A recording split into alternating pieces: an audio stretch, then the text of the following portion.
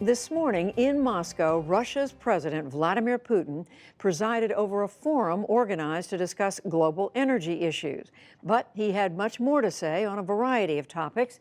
Nick Schifrin has that. Judy, Putin sat down with top energy industry CEOs and the Saudi oil minister as part of an annual conference. He was questioned at length by NewsHour special correspondent Ryan Chilcote, who lived in Russia for 20 years and moderated the panel. Ryan joins me now from Moscow. Ryan, thank you very much. Set the scene for today. And one of the main things you talked about was a former Russian spy. Sure, Nick. So big conference, about 1,000 people in the room, many of whom waited for about an hour for President Putin to arrive and for the plenary session to begin. Obviously, it being an energy conference, the subject du jour was energy. However, in Russia, sanctions is not a topic that you can ignore. They affect the energy sector. They affect the entire Russian economy. So I asked President Putin how he intends to deal with some more sanctions that are going to be imposed upon Russia as a result of Russia's alleged involvement in the poisoning of a former Russian spy by the name of Sergei Skripal.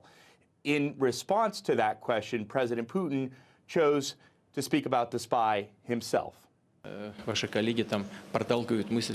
I see some of your colleagues are pushing this idea that Mr. Skripal is almost some kind of human rights activist. He's just a spy, a traitor of the motherland. Get it? There is such a thing as a traitor of the motherland. He's one of them. Imagine if you had someone who betrayed your country. What would you think about them? What would anyone sitting in this room think if we were talking about someone from their own country? He's just a scumbag, and that's all. And they've just initiated this whole information campaign around this issue. And he didn't stop there, Ryan, did he? He also proclaimed Russia's innocence. He did. And keep in mind, Nick, that this was no simple attack on the spy. A chemical agent was used. This was done in the United Kingdom. And there were other people that were affected. So I asked President Putin about that. Espionage aside, I think there are two other issues. One is the use of chemical weapons. And let's not forget that in addition to the Skripal family being affected in that attack, there was also a homeless person who was killed when they came in contact with nerve agent Novichok. Yeah, I sometimes look at everything that's happening around this matter and am simply amazed. Some guy showed up and started poisoning homeless people? What kind of nonsense is that? What, are they street cleaners? So, Nick, this was a really sloppy affair, right? That you had bystanders that were hurt in the attack. And that reference there to what were they, street cleaners, is because a homeless woman who died as a result of this attack actually picked up a bottle of perfume that the nerve agent, the British authorities tell us, had been placed on and used it. So President Putin here is effectively saying, what? Well, if we were behind this, would we have been that unprofessional? Of course not. Russian intelligence agents are very professional. This is sloppy stuff. It's absurd to think that such an unprofessional act would have been carried out by Russian agents. You also asked him about Russian meddling in U.S. elections, not only, of course, what Russia is accused by the U.S. intelligence agencies of doing in 2016, but also 2018, and what intelligence agencies say Russia is still doing this year. Let's take a listen to his answer on that. I'd like to see the insanity end concerning Russia's intervention in some U.S. election, and for the American political elites to calm down and finally work things out amongst themselves, so that, like we say in oil markets, they reach some kind of equilibrium and balance of common sense and shared national interests. And I'd like that in the process of their own internal fight, they don't pollute Russian-American relations and negatively affect the rest of the world. So, Ryan, that's kind of a denial that Russia isn't involved in 2018, but is Putin expressing a frustration that he and a lot of Russians have that they simply haven't gotten the results of improved relations that President Trump promised back in 2016? Yeah, that's right. And if you think about it, going back to Helsinki, when President Putin met with President Trump, President Putin told the world that he actually supported President Trump. He wanted President Trump to win, I should say, in the election because President Trump promised better relations with the United States.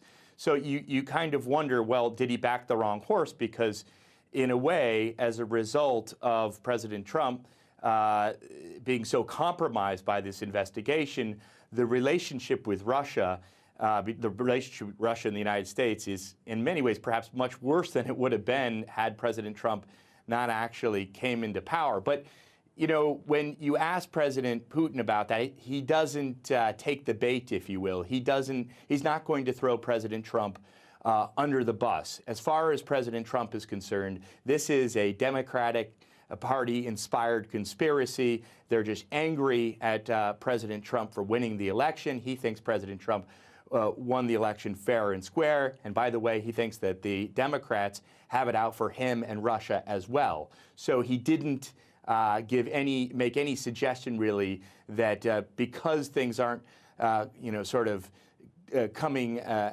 turning out as he was hoping in terms of Russian-American relations, he made it clear he wasn't going to blame Donald Trump himself for that. But he did have some criticism of President Trump, and specifically of a statement President Trump made last week. So first, let's listen to that. This is a statement of President Trump speaking at the UN General Assembly, referring to the leading oil-producing countries of OPEC, which is led by Saudi Arabia.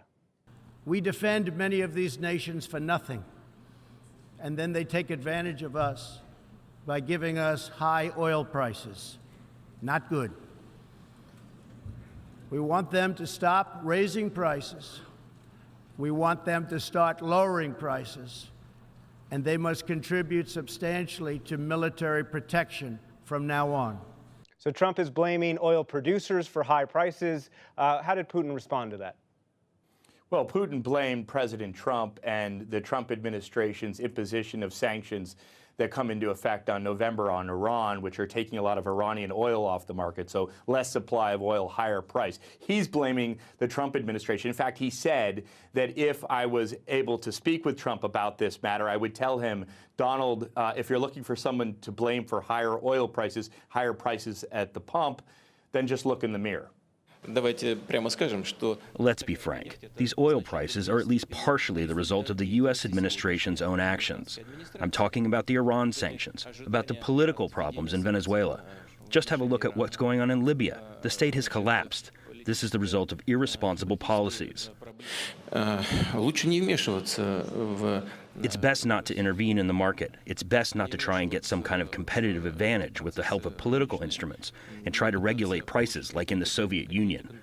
That does not lead to any good.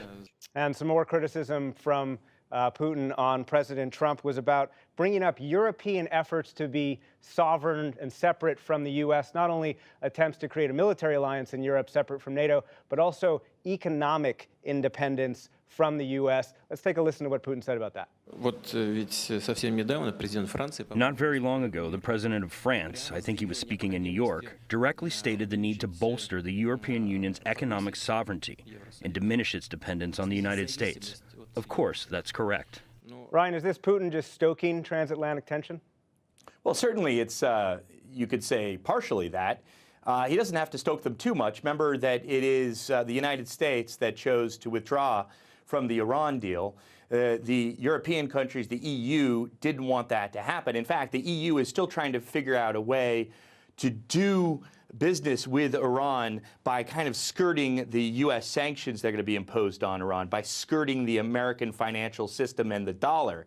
Well, this is great news for Vladimir Putin because Russia, facing U.S. sanctions, is trying to figure out a way to protect itself from them. Because the way that those sanctions, the punishment, gets transmitted on Russia is through the dollar, is through Russia's exposure to the American financial system, American banks.